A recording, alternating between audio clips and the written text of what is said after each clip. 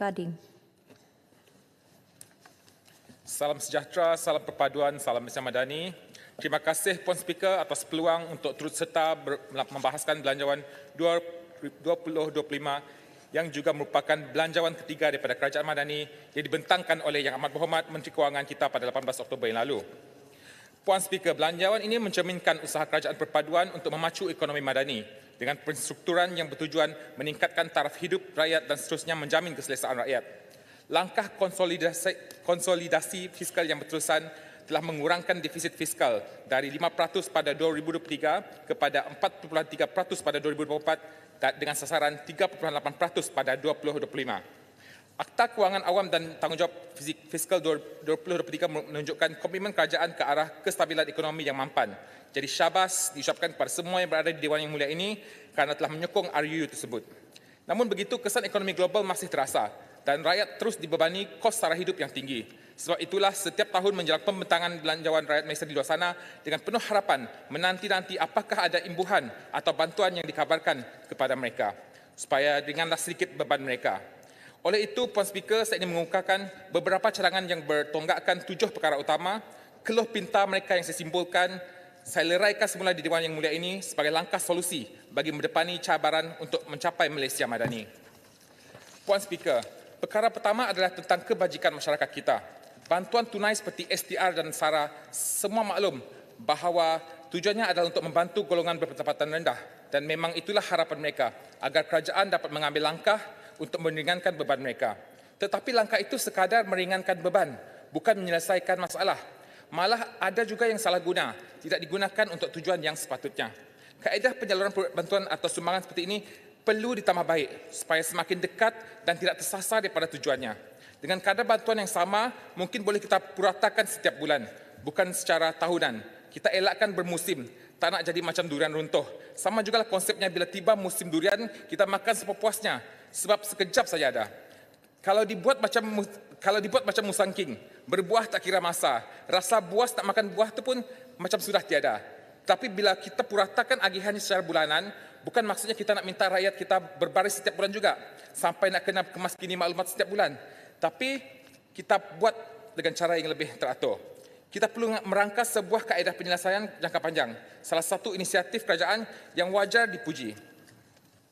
Ada beberapa program sebenarnya. Konsep dan pendekatan yang agak serupa, cuma sasarannya adalah berbeza. Kita ada skim Aisaraan, Aisayang, Aisuri, B40, Epeka B40. Program ini diperkenalkan untuk kumpulan yang berbeza keperluan bagi menjamin kesejahteraan mereka yang betul-betul memerlukan. Ibu-ibu yang siang malam bekerja di rumah, anak-anak kita yang sampai masa nanti nak perlukan wang untuk bersama belajar, mereka yang bersara, warga-warga emas, saudara-saudara kita yang kurang upaya dan untuk mereka yang sakit tiba-tiba tak dapat bekerja tapi masih perlu duit untuk belanja. Inisiatif sebeginilah yang kelihatan lebih ikhlas, lebih tepat sasarannya. Maka sungguh layak dan sepantasnya kaedah penyelesaian seperti inilah yang perlu kita teruskan. Kita perlu perluaskan kerana kita dididik, kita diajar dan kita didedahkan. Malah kerajaan turut memberikan sumbangan berbentuk dana bagi memulakan caruman tersebut dan berbentuk insentif bagi yang ada usaha untuk buat caruman tambahan.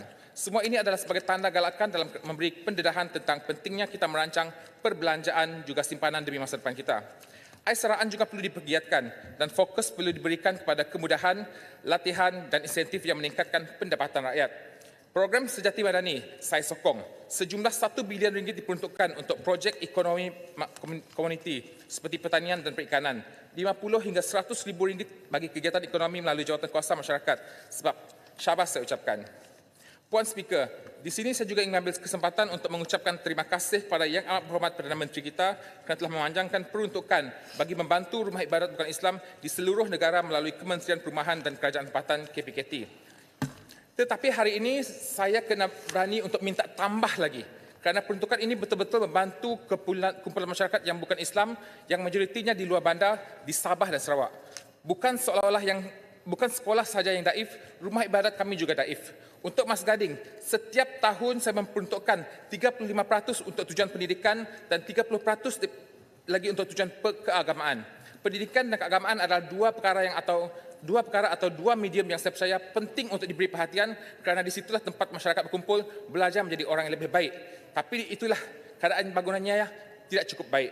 Tapi saya percaya kita ada barisan menteri-menteri yang baik, harap pertimbangkan perkara ini baik-baik. Sebab di luar di bandar ini, rumah ibadat tak kiralah Islam ataupun bukan Islam, semuanya serba daif. Kebanyakannya daif. Jadi kerajaan negeri melalui UNIFOR pun ada bantu, saya pun ada cuba bantu, tetapi peruntukan khas tidak cukup sebab terlalu banyak permohonan. Jadi mohon Perdana Menteri kita yang ada baik pada hari ini, boleh tambah lagi peruntukan kawasan nanti.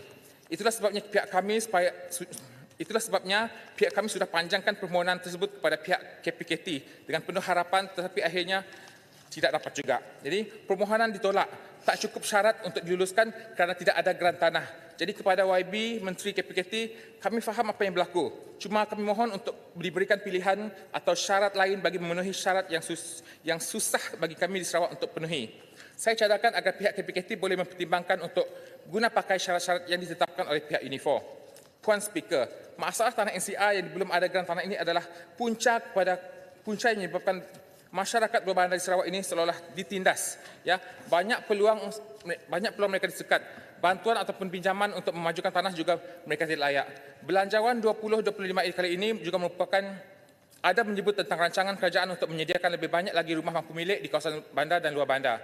Program Rumah Masyarakat Rakyat merupakan suatu program yang sangat ditunggu-tunggu. Tetapi sama juga seperti kebanyakan bantuan ataupun program yang seringkali dicanangkan oleh kerajaan, syarat utamanya adalah tapak tanah untuk tujuan permohonan tersebut hendaklah mempunyai status geran tanah yang sah dikeluarkan oleh pihak Jabatan Tanah dan Ukur Sarawak. Puan Speaker, isu tanah NCR di Sarawak adalah seolah-olah tiada penghujungnya. Di bawah RMK 12, sejumlah 100 juta ringgit telah diluluskan untuk penyukatan tanah. Namun hanya 37.6 juta disalurkan kepada Kerajaan Sarawak dari 2021 hingga 2023. Dan tidak termasuk tambahan 10 juta yang telah diumumkan oleh Yang Amat Berhormat Perdana Menteri. Mengapakah kurang daripada 40% yang disalurkan? Adakah ini punca utama lambatnya progres penyukatan tanah tersebut? Mungkin ada lagi jumlah yang lain yang pernah disalurkan yang saya terlepas maklumat tersebut. Oleh itu, saya mohon agar pihak kerajaan melalui kementerian yang bertanggungjawab dapat melaporkan berapakah jumlah keseluruhan peruntukan daripada Kerajaan Persekutuan yang pernah disalurkan kepada Kerajaan Negeri Sarawak bagi tujuan sukat tanah NCR ini. Puan Speaker, perkara kedua saya ingin menyentuh soal hal ekonomi. Penglibatan rakyat lebih penting dalam usaha untuk meningkatkan keterjaminan makanan negara. Dalam sesi taklimat oleh Kementerian Pertanian dan Keterjaminan Makanan baru-baru ini, kita diberitahu 80% petani kita adalah pesawah separuh masa. Bagaimanakah kerajaan akan menarik minat lebih ramai untuk menjadi petani sepenuh masa di bawah Belanjawan 2025 ini? Dan yang lebih penting adalah apakah usaha kerajaan untuk menarik minat belia kita untuk menceburkan diri dalam bidang pertanian di bawah Belanjawan 2025? Menurut Belanjawan 2025 ini, KPKM telah diperuntukkan 300 juta. Oleh itu, saya ingin mendapatkan penjelasan apakah bentuk jalinan kerjasama yang akan diambil dengan Kerajaan Negeri Sarawak dan apakah kementerian akan menyuntik insentif kepada petani-petani yang mengusahakan pertanian mereka di atas tanah NCR di Sarawak. Berapakah pula peruntukan bagi usaha untuk baik pulih tanah atau merawat tanah-tanah yang telah rosak akibat pembalakan dan pertanian di Sarawak? Puan Speaker, perkara ketiga ingin saya bangkitkan tentang isu peruntukan pembangunan untuk Sabah dan Sarawak yang masing-masing menerima 6.7 bilion dan 5.9 bilion atau keseluruhannya 12.6 bilion daripada 86 bilion bajet pembangunan.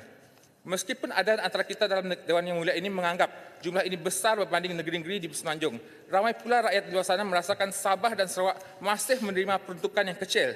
Sesetengah pihak mencadangkan agar peruntukan dinaikkan kepada 30.1 bilion atau 35% daripada jumlah perbelanjaan pembangunan, sesuai dengan aspirasi penduduk pribumi Sarawak dan Sabah yang ingin melihat pembangunan setara dengan Semenanjung.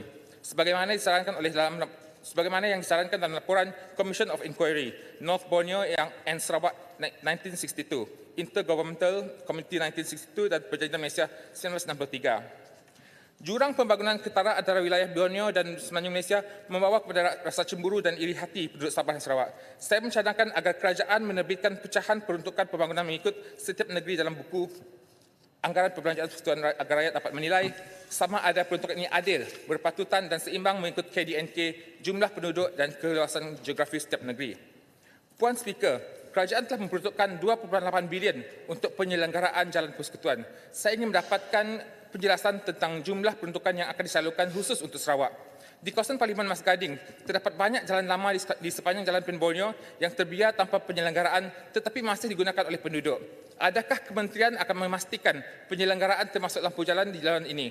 Selain itu, jalan Gendai yang diluluskan sejak sekian lama masih dalam perkembangan. Saya juga ingin menekankan pentingnya kerjasama erat dengan kerajaan negeri dan agensi tempatan untuk memastikan kelancaran projek persekutuan. Seterusnya, Puan Speaker, perkara keempat adalah tentang yuran pendidikan, bantuan kewangan dan biasiswa. Subsidi yuran pendidikan sekolah di sekolah berasrama penuh dan institusi pengajian tinggi awam untuk golongan B40 dan sebahagian besar M40 sudah tentu meringankan beban kewangan mereka.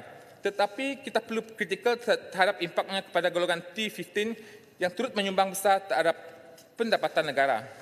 Mas Gading mencadangkan agar pertimbangan subsidi berbahasa ini dengan menilai situasi kewangan sebenar setiap isi rumah dengan memanfaatkan pangkalan data padu serta data perangkaan DOSM dan LHDN yang diharapkan dapat memberikan keadilan sosial dalam sektor pendidikan di mana merit pencapaian diraikan selari dengan membantu golongan yang memerlukan. Program-program berumpama pemberian bantuan kewangan dan beasiswa wajar diteruskan, namun penekanan perlu diberikan bagi memastikan inklusiviti seluruh kaum di Malaysia dengan memperkenalkan kuota yang selari dengan jumlah penduduk tanpa memperlihatkan ketidakseimbangan. Peluang sambung belajar membuka peluang kepada pelajar untuk meningkatkan kelayakan dan peluang pekerjaan. IPTS pula ditubuhkan untuk menyokong pendidikan negara dengan menawarkan alternatif kepada pelajar yang tidak mendapat peluang di IPTA. Namun sebilangan pelajar, terutama daripada keluarga B40, terjerat dengan pinjaman tinggi daripada PTPTN dan juga Along.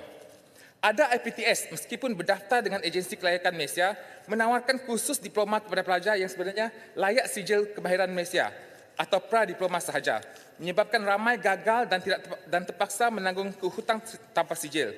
Sudahlah gagal, sijil pun tidak dapat, hutang pun kena bayar. Mau tolong orang atau nak tipu orang? Saya mencadangkan agar sekolah memberi maklumat kepada lepasan SPM yang tidak mempunyai kredit tentang alternatif sambung belajar yang lain, seperti tingkatan 6, Politeknik, Kolej Komuniti, Giat Mara, TVET, Mara dan institusi latihan kemahiran sebelum memilih IPTS sebagai pilihan terakhir. Seterusnya, 1 bilion bagi menaik taraf prasarana daif di 543 sekolah sememangnya dihargai, namun hanya memberi purata sekitar 1.8 juta bagi setiap sekolah yang tidak memadai untuk menyelesaikan masalah serius sekolah seperti bangunan uzur, kekurangan bekalan air bersih dan akses elektrik yang terhad di kawasan pedalaman. Daripada jumlah ini, berapakah sekolah-sekolah di kawasan Parlimen Mas Gading yang akan terlibat dan Sarawak secara amnya? Selain itu, tanpa sistem pemantauan yang telus, dana ini berisiko terbuang pada projek yang tidak berkualiti atau pembaziran sumber. Saya mencadangkan agar kerajaan mewujudkan mekanisme pemantauan yang ketat dengan melibatkan ahli parlimen dan juga pihak-pihak biji sekolah. Ini akan memastikan dana digunakan secara berkesan untuk membaik pulih dan prasarana asas dan menjamin persekitaran pembelajaran yang selamat dan kondusif bagi pelajar di Sabah dan Sarawak. Puan Speaker, seterusnya bagi perkara yang kelima, saya mengalu-alukan usaha kerajaan dalam memperuntukkan 1 bilion untuk membina pusat kanser Sarawak di Kota Semarahan serta menambah klinik bergerak di pedalaman. Ini langkah penting, namun kawasan Mas Gading masih berdepan dengan masalah akses kepada rawatan kesihatan yang mencukupi. Pembinaan Hospital Lundu, Klinik Kesihatan Singai serta Klinik Kesihatan Biawak merupakan yang telah diluluskan perlu disegerakan. Begitu juga dengan projek menaik taraf Hospital Bau yang sebelum ini dicadangkan untuk dinaik tarafkan kepada hospital 6 tingkat namun belum lagi direalisasikan. Kekurangan tenaga kerja perubatan di hospital luar bandar juga menjejaskan kualiti perkhidmatan. Walaupun peruntukan untuk penambah baik kapasiti katil tenaga kerja adalah positif, tanpa pengagihan sumber yang adil, warga luar bandar akan terus ketinggalan. Saya menggesa agar Kementerian Kesihatan mempercepatkan pelaksanaan projek yang memerlukan perhatian khusus ini serta menyediakan mekanisme pemantauan projek yang telus dan persoalannya, adakah projek-projek ini termasuk dalam bajet 2025 dan sejauh manakah komitmen kerajaan untuk memastikan ia berjalan lancar. Sila Gulong. Dengan ini saya Mas Gading mohon menyokong bajet ini. Yang Mohd, selamat di Pabali. Saya bawa Pak Tuan mesyuarat 36 part yang